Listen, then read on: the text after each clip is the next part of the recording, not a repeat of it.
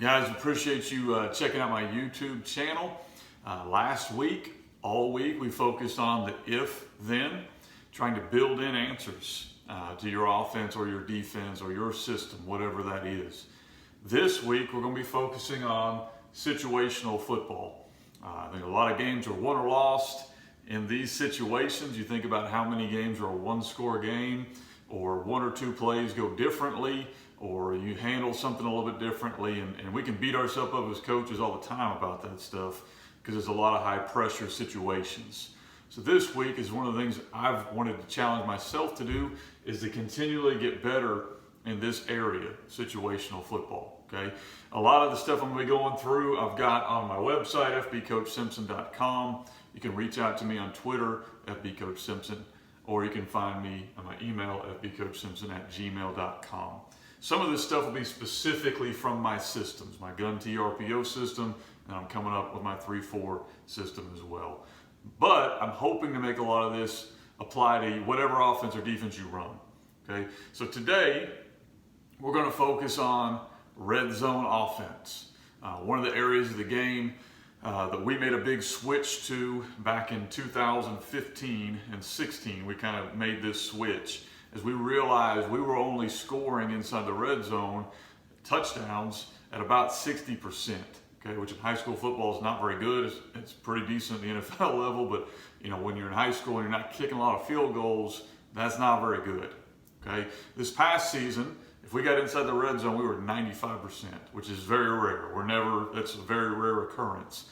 The year before, we were 85%. The year before that, we were 90%. Okay, so you see, we're pretty good. We get inside the red zone because we do a few things differently than a lot of teams do. We do change our offense. Okay, we go to what we call our heavy set. A lot of times we get inside about the 10-yard line. We're getting into this. Okay, and it's something that's pretty simple for us. You know, we're very vanilla with what we do in here, but here's what I've found out. If you're playing a team, and think about it, if you're a defensive coordinator, you've got 3 days to prepare to play a team. Okay, well, you're going to spend most of your time defending most of what they do, and then if they have a different look, different flavor, okay, of offense, what do you spend? 15 minutes at most working on it? So for us, we're gun T, RPO, that's what we do. We get inside certain areas and we go to what we call heavy. Well, that changes the game fundamentally for a defense because now we're in a completely different look. Okay, but to our kids, we're still running a lot of the same concepts. So it takes a little bit of time to install this.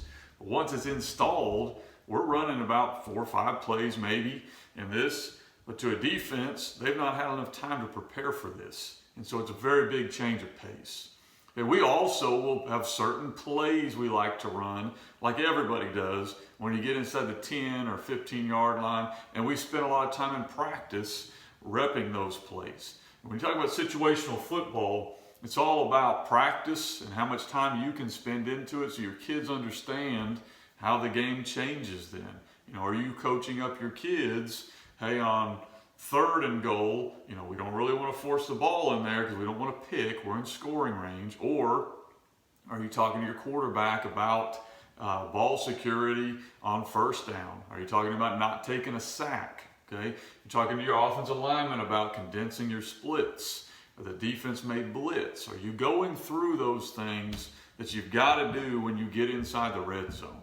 You know, we go to this package, but a lot of teams have different packages they go to. Actually, I'm going to spend a lot of time tomorrow with Coach Gould running this down. So if you're interested, we're going to do a Zoom session. You can go to my website and register. I think we've got a couple seats left. But it doesn't matter if you want to use my set or your own set. Coming up with something your kids believe in that's a change of pace for the defense can help tremendously. But you also need to walk through, like I mentioned, those scenarios so your kids understand. You know, there's nothing more frustrating than to watch your kid on 4th down take a sack or not throw the ball. Okay, so you've got to coach those up. These are 15, 16, 17-year-old kids you're dealing, or 18-year-old kids you're dealing with. You got to coach them up on, hey, this is 4th and goal. You know, turnovers here don't matter to us as much. Okay, so offensively, you've got to have a system of what you want to do. We have this that we go to, and a couple other plays we go to. But you also have to really coach up how you're going to handle things, and then let your kids understand the mindset of the other side of the ball. In my opinion, one of the most undercoached parts of football is coaching your offensive kids to think like the defensive guys are thinking, or flip it. Tomorrow I'll be talking about defensive situations, but talk about what are they probably going to do down here in the red zone, guys. Well, they're going to tighten their coverage up. Okay, they're going to blitz. They're going to be more aggressive. Okay, so we need to expect that, and here's our built-in answers to handle that. And that's Situational Football 101. Hope you guys will stay tuned in. I'm going to be doing different situations each day. Today was offensive red zone, short yardage. Tomorrow I'm going to flip it and do defense. I think on Wednesday I'm going to talk a lot about time management into half, end of a game. Thursday we'll be getting into when to go for two, when not to go for two, how to handle special teams things. And then Friday, I'll be kind of wrapping all this stuff up. Really appreciate you tuning in and supporting other coaches that are doing things that I know it's therapy for me to walk through this stuff. Hope it helps you. If you've got something you want me to cover on this channel, please reach out to me. That's my email, fbcoachsimpson@gmail.com.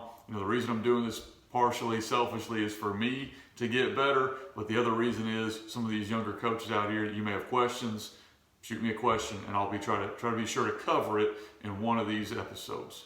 Appreciate your time.